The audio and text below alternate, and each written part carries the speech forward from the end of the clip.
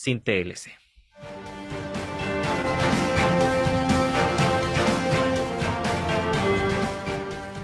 Hablábamos al comienzo acerca de la discusión, ¿no es cierto?, de el contenido de las normas transitorias que en estos momentos se está debatiendo en la Convención Constitucional para aclarar un poco y para ver cómo se proyecta el futuro.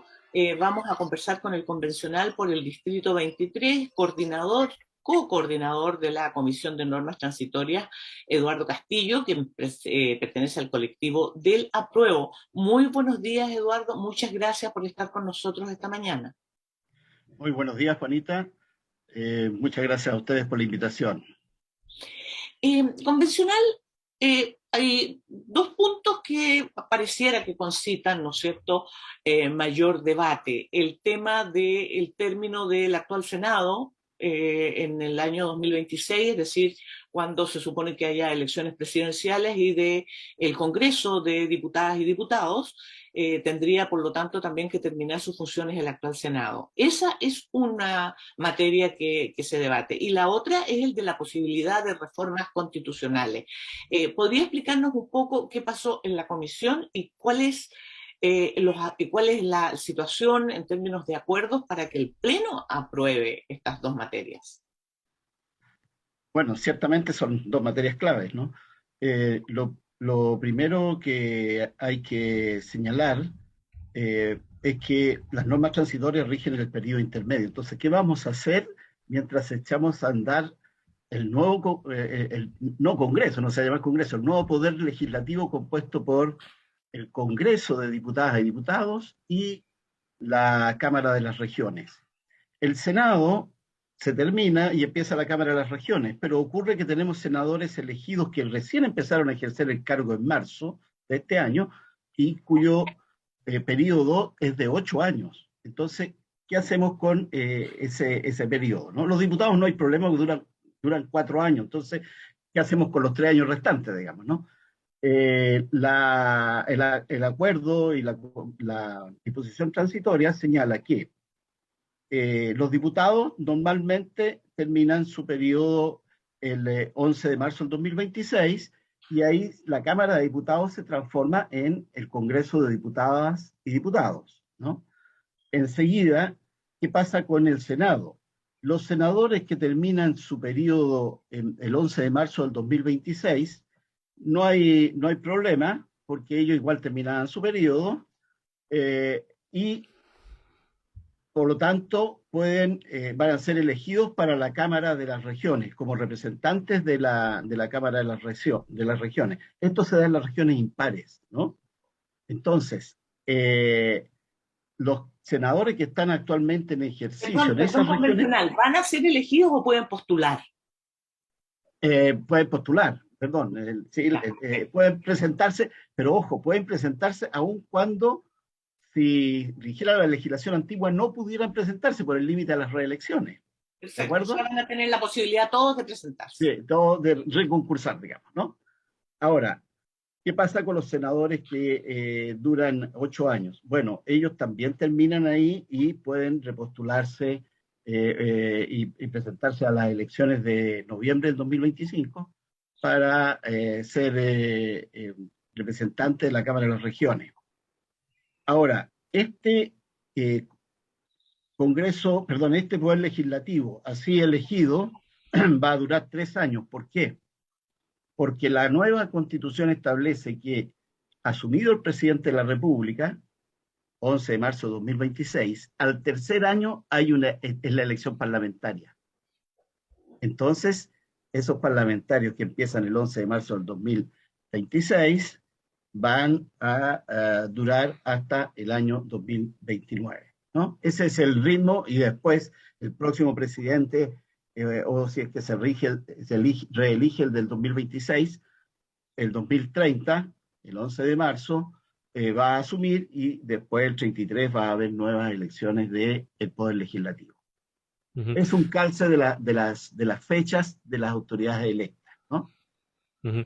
Convencional, ¿cómo le va? Muy buenos días, Claudio le saluda por acá. Buenos días, Claudio. Buenos días.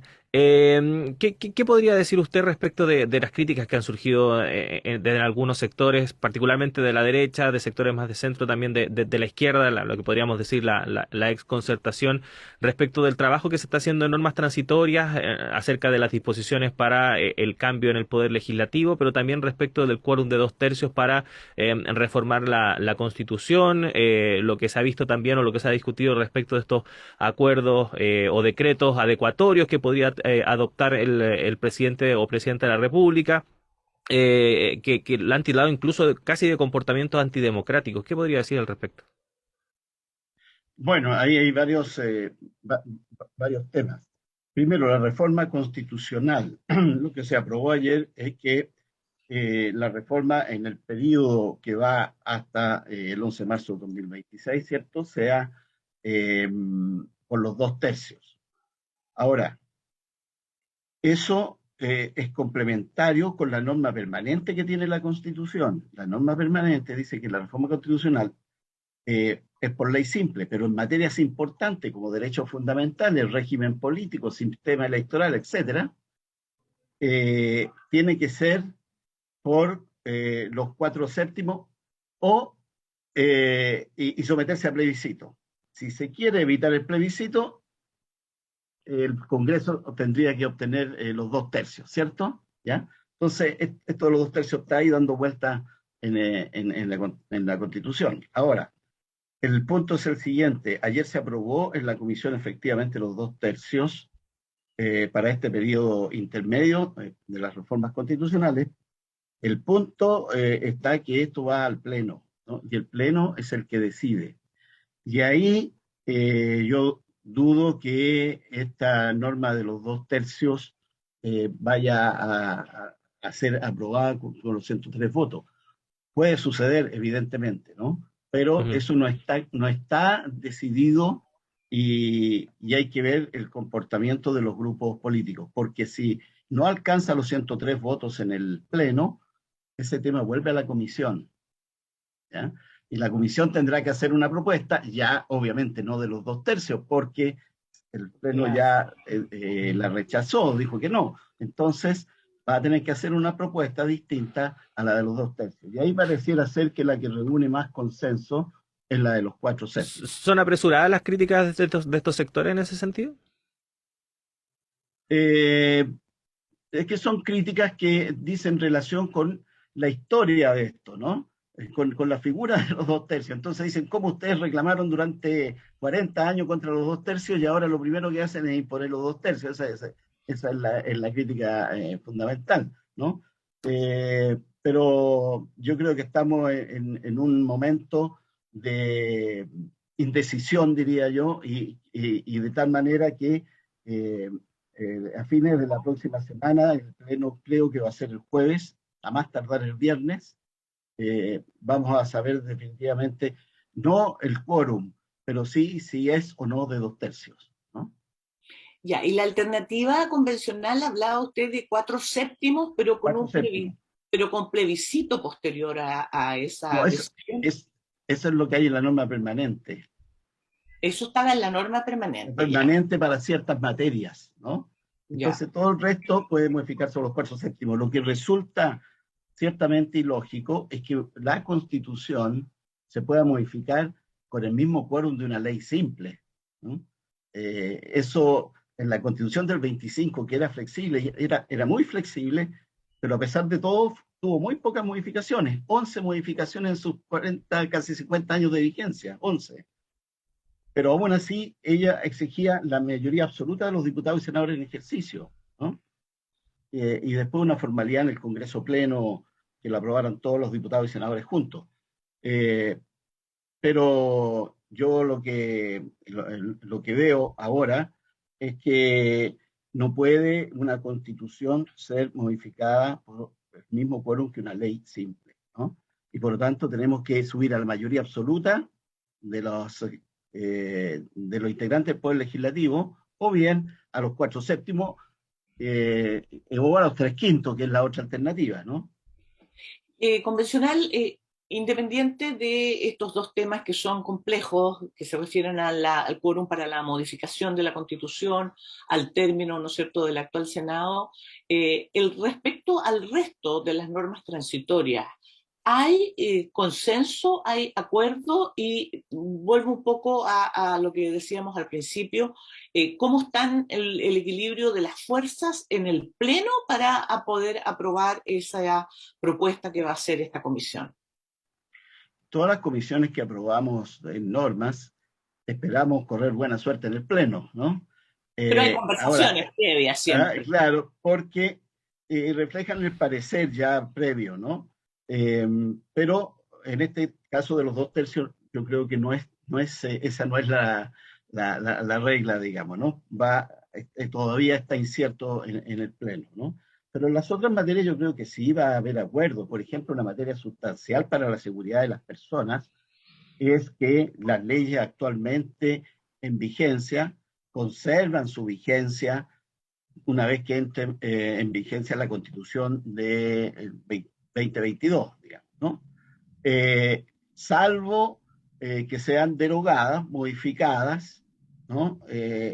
Por el Congreso que tenemos hoy día, ¿no? Eso puede siempre ocurrir, pero una norma central de seguridad para todas las personas, decir que no, no me va a cambiar nada de lo que, de mi situación jurídica al día siguiente que entre en vigencia esta Constitución, porque todas las leyes siguen vigentes. Ahora, puede haber una ley que sea inconstitucional frente a la nueva Constitución, pero eso lo resolverán los tribunales, la justicia constitucional. No es una decisión ni del legislador ni del presidente, sino que de un tercero imparcial que es la justicia constitucional. Que acaba de mencionar, perdona, antes la justicia constitucional, ese es otro tema, el plazo justamente para que quede conformado esta nueva justicia constitucional. Bueno, ahí no hemos aprobado todavía la propuesta, pero la propuesta viene, que se presenta, viene con un plazo en que el Tribunal Constitucional termina en 6 meses más y se constituye la Corte Constitucional. El Tribunal Constitucional tiene que terminar de conocer las causas que está conociendo actualmente, evidentemente, ¿no? Pero después se constituye la justicia, la Corte Constitucional, que es el nuevo organismo que reemplaza al Tribunal Constitucional. Ahora, cuando hablamos de reemplazo de un órgano por otro, Tribunal Constitucional, la Corte Constitucional, Senado a Cámara de las Regiones, Cámara de Diputados a Congreso de las Diputadas y Diputados, en todas estas normas, en todos estos tránsitos, hay continuidad jurídica, continuidad en las obligaciones que tienen estas instituciones, en los derechos que tienen, respeto irrestricto a los funcionarios que trabajan en esas instituciones. Si pasan a la nueva institución, pasan sin menoscabo alguno de sus derechos, ¿no? Entonces, así hacemos un tránsito que no signifique perjuicio ni para los funcionarios, ni tampoco para terceros. Puede haber instituciones que tengan contratos con terceros, por ejemplo, el Congreso Nacional. Todo eso sigue vigente, ¿no? Estamos conversando con el convencional por el Distrito 23, co-coordinador de la Comisión de Normas Transitorias, Eduardo Castillo, a propósito del trabajo de esta instancia y también de cómo se proyectan las votaciones en el Pleno de las propuestas que emanen de esta comisión. Convencional, nos quedan un par de minutos, pero le quería preguntar, ¿cómo calificaría usted el llamado de algunos convencionales incluso a aprobar para reformar? Mire, a ver, estamos aquí, fuimos elegidos para hacer una nueva constitución, ¿no? Y esa es la tarea que se nos encomendó y hay que cumplirla a cabalidad primero. No conocemos el texto de la nueva constitución, cómo va a quedar en definitiva, ¿no? Alguien podría tomar una decisión en virtud de que está en absoluto desacuerdo con un par de disposiciones transitorias, por ejemplo, que todavía no están, ¿no? O sin leer el texto por una razón política, ¿no? Pero yo creo, como dijo Agustín Esquella, ¿no? Para alguien que vino a hacer una tarea, una constitución, lo natural, lo obvio, que dijera apruebo, ¿no es cierto?, lo que yo hice. Hay que tener espíritu crítico, por cierto, pero yo lo voy a hacer frente al texto definitivo, ¿no? Ahora, hay señales importantes, que el Estado sea un Estado social de derechos, ¿no? Un Estado democrático y social de derechos, que se contemplen derechos sociales, se hayan ampliado. Esa es una cuestión central que se demandaba antes de este proceso, digamos, ¿no? La descentralización, cómo se ha consagrado la descentralización con una perspectiva de largo plazo, que significa llegar a un Estado regional, a regiones autónomas desarrolladas. ¿Ah? Si no hay descentralización, Chile no va a ser un país desarrollado. Entonces, si tenemos esos elementos y podemos empezar a citar más, yo en el momento me inclino por el apruebo, evidentemente, pero porque hay esos elementos centrales. Entonces, eso es lo que tiene que dilatar la gente al momento de tomar su decisión, ¿no? Bien, estábamos conversando con el convencional del colectivo del Apruebo, representante del Distrito 23 y coordinador de la Comisión de Normas Transitorias, Eduardo Castillo. Convencional, le agradecemos muchísimo que haya conversado con nosotros esta mañana y bueno, tenemos unas cuantas horas todavía para ver cuál va a ser el resultado de esa votación en el Pleno. Así que seguramente vamos a volver a conversar. Sí, hoy día tenemos sesión hasta total despacho, calculamos, no sé, 1 de la mañana, algo así, vamos a terminar las normas transitorias. Queremos terminarlas todas hoy día. Les agradezco mucho la invitación y me despido de Claudio y de usted, Juanita. No, muchas gracias a usted, convencional, que esté bien. Hasta luego. Bueno, Juanita, ahí estaba entonces el convencional Eduardo Castillo, coordinador, como contabas, de la Comisión de Normas Transitorias. Vamos a ver qué va a pasar. Una maratónica jornada, como ha sido habitual, ahí en la Convención Constitucional se proyecta para hoy también. Son las 8:01, Juanita. Tenemos que hacer una pausa en esta primera edición de Radio Análisis, pero siga junto a nosotros. Se suma Patricio López a esta transmisión. Llega en unos instantes, así que siga junto a nosotros. Y Juanita, nosotros ya nos reencontramos el lunes, así que nada, un abrazo de nuevo de vuelta por tu cumpleaños, que lo pases muy bien con tu familia y nos reencontramos. Muchas gracias y nos vemos el lunes si Dios quiere.